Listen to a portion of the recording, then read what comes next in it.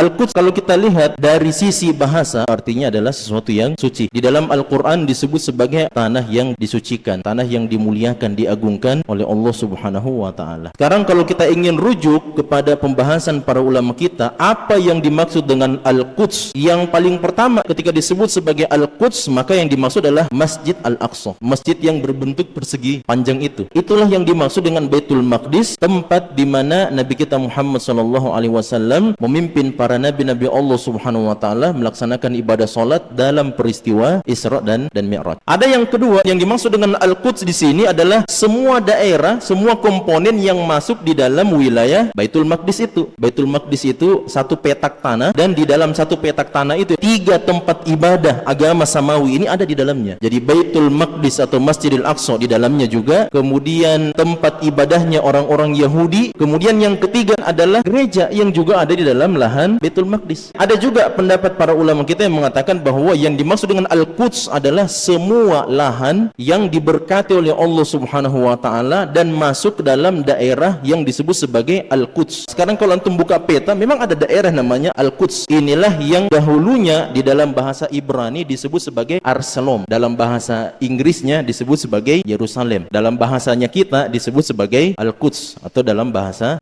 Arab.